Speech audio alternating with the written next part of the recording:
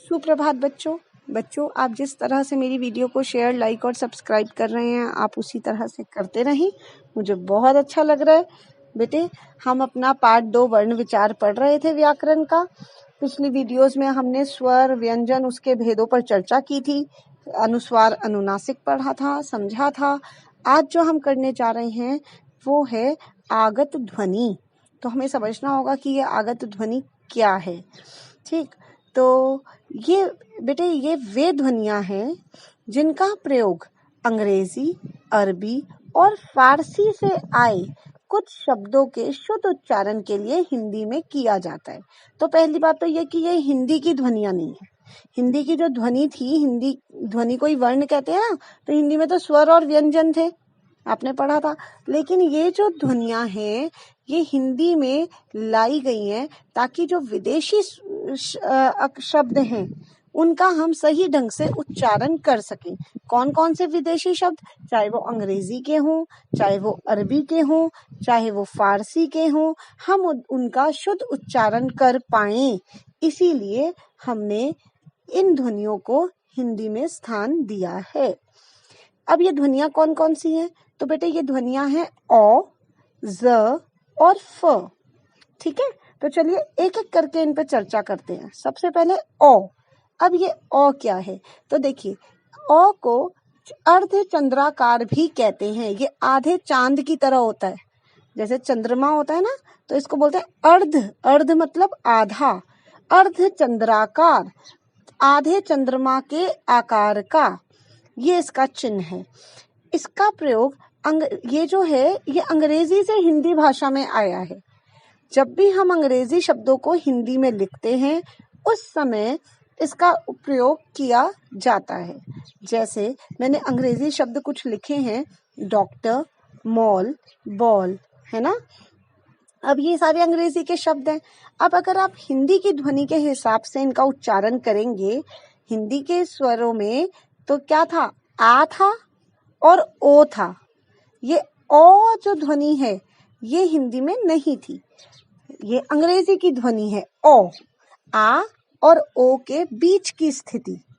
ठीक, तो जैसे मैंने शब्द बोला डॉक्टर, अगर मैं हिंदी के हिसाब से इसको बोलूंगी, इसका उच्चारण करूंगी, तो मैं या तो करूंगी डॉक्टर या तो मैं करूंगी डॉक्टर। आपने सुना होगा ना, बहुत से लोगों को ऐसे बोलते हुए कि डॉक्टर साहब को बुला कर लाओ, या फिर डॉक्टर साहब का है, डॉक्टर साहब, ऐसे आपने सुना होगा, है ना। क्योंकि वो हिंदी के हिसाब से उच्चारण कर रहे हैं। वो हिंदी के अंदर तो सिर्फ आ और ओ यही दो ध्वनियां हैं, मगर हम इनका सही उच्चारण कर सके जिस भाषा में, अंग्रेजी भाषा में जिस तरह से इनको बोला जाता है, हम हिंदी में भी उसी तरह से उच्चारण कर पाए और उसी तरह से लिख पाए। इसके लिए हमने एक ध्वनि को हिंदी में अपना लिया जिसे हमने कहा अर्धचंद्राकार। अब ये जो आधे चांद जैसा हमने बना दिया उससे ये बन गया डॉक्टर, मॉल, बॉल, है ना। अब ये तो हो गया ओ की ध्वनि। दूसरा हमने पढ़ना है कौन सी? नुक्ता। अब ये नुक्ता क्या है? नुक्ता दो ध्वनियां हैं, ज और फ। तीन थे ना आगत ध्वनियां, तीन थी, एक ओ, एक ज और फ। जो ओ है वो तो हो गया अर्धचंद्राकार, और जो ज और फ है ये है नुक्ता।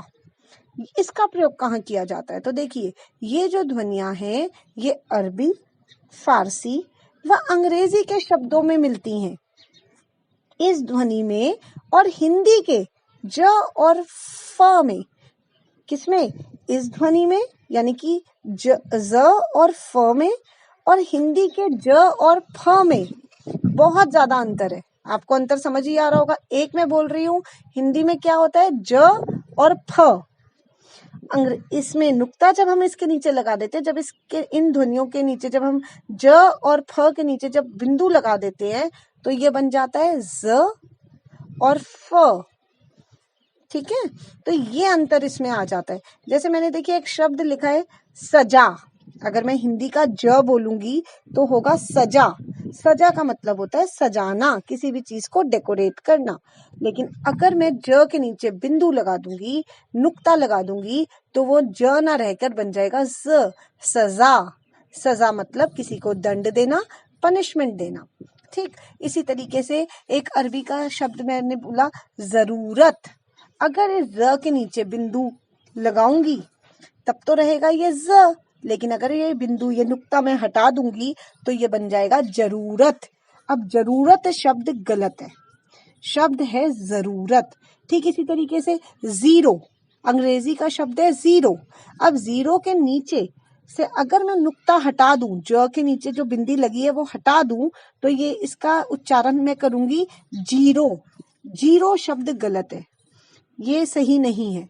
ठीक है, इसी तरीके से अगर फरियाद, ठीक है, फरियाद, किसी से फरियाद करना, अगर फ के नीचे जो मैंने नुक्ता लगाया हुआ है इसे हटा दूं तो ये बन जाएगा फरियाद। तो फरियाद शब्द भी गलत है। और अगर मैं अंग्रेजी का एक शब्द ले लूं फीस, और फ के नीचे से नुक्ता हटा दूं तो ये क्या बन जाएगा फीस। फीस शब्द भी गलत है। समझ रहे हैं आप? तो क्या जरूरत है इसकी? नुक्ता की क्या जरूरत है? नुक्ता लगाने से हम इनका उच्चारण सही ढंग से, जैसा उस भाषा में किया जाता है, अरबी, फारसी और अंग्रेजी में जैसे इन शब्दों का उच्चारण किया जाता है, हिंदी में भी फिर वैसा ही उच्चारण किया जाता है। शुद्ध उच्चारण किया जाता है, शुद्ध लेखन होता है। इसीलिए इस नुक्ता को हिंदी में अपनाया गया। ये ध्वनियां हिंदी में आ गई, इन्हीं को कहते हैं आगत ध्वनियां। ये कौन कौन सी हैं? फिर से एक बारी बोल देते हैं, औ, ज और फ। ठीक, अर्धचंद्राकार और नुक्ता। इसके बाद हम एक टॉपिक और कर रहे हैं, एक विषय पर और चर्चा कर रहे हैं, और वो क्या है? व्यंजनों के साथ मिलाने के कुछ नियम। कुछ आज करेंगे, कुछ अपनी अगली वीडियो में करेंगे। तो आज सिर्फ हम इतना पढ़ रहे हैं कि जब कभी भी हमें किसी एक व्यंजन को दूसरे व्यंजन के साथ मिलाना हो, एक व्यंजन आधा हो, उसको दूसरे व्यंजन के साथ मिलाना हो, तो हम उनको कैसे लिखेंगे? तो देखिए, व्यंजन जितने भी हमने पढ़े 33 व्यंजन, ठीक है, स्पर्श, अंतस्थ और ऊष्म व्यंजन, जितने भी हमने 33 व्यंजन पढ़े, वो व्यंजन 3 प्रकार के होते हैं। एक तो वो होते हैं जिनमें गोल घुंडी लगी होती है, जैसे क और फ के अंदर वो गोल घुमा के लिखा जाता है। ठीक है, एक होते हैं पाई वाले, खड़ी पाई, स्टैंडिंग लाइन वाले। ठीक है, जैसे ग, घ, म, आप देखेंगे एक सीधी खड़ी रेखा होती है। तीसरे होते हैं जिनमें ना तो गोल गुंडी होती और ना ही सीधी पाई होती, वो गोल होते हैं, जैसे कि ट, ठ, इनमें ना तो गोल गुंडी है और ना ही इनमें पाई है। तो जब मुझे इन स्वर रहित व्यंजनों को आधे, ये मान लीजिए ये आधे हैं, इन्हें मुझे लिखना है, तो मैं कैसे लिखूंगी? तो मैं इनको क्या करूंगी? पहला तरीका है, अगर गुंडी वाले हैं तो गुंडी हटा दीजिए। क और फ को मुझे आधा लिखना है, मुझे आधा फ लिखना है, हफ्ता लिखना है, तो मैं क्या करूंगी? फ की आधी जो गोल गुंडी थी उसको मैंने हटा दिया। विरक्त शब्द था, क की गोल गुंडी मैंने हटा दी। ठीक इसी तरीके से पाई वाला शब्द है, आत्म लिखना है, आधा त है तो त की मैंने पाई हटा दी। म्लान में भी आधा म कर दिया, आधा म था तो पाई हटा दी। ज्योति में ज की पाई हटा दी और स्तुति में स की पाई हटा दी। देख रहे हैं ना आप? इसी तरीके से मैंने तीसरा आपको बोला, ऐसे भी व्यंजन होते हैं जिनके अंदर कोई पाई नहीं होती, कोई घुंडी नहीं होती, तो उसमें हम क्या करते हैं? जितने जो ट वर्ग के हैं, ट, ठ, ड, ढ, तो हम उनमें क्या करते हैं?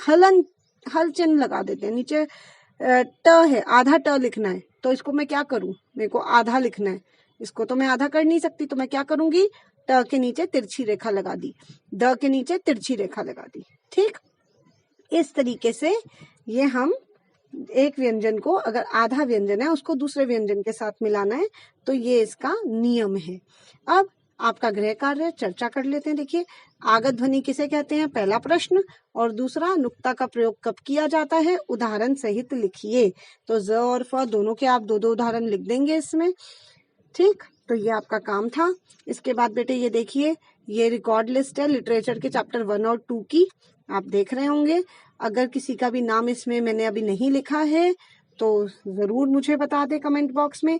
लेकिन आप अपनी क्लास सेक्शन नहीं लिखते हैं बेटे, वो जरूर लिखें, ठीक, अगर किसी भी तरीके की दिक्कत परेशानी है तो मुझसे कमेंट बॉक्स में ज़रूर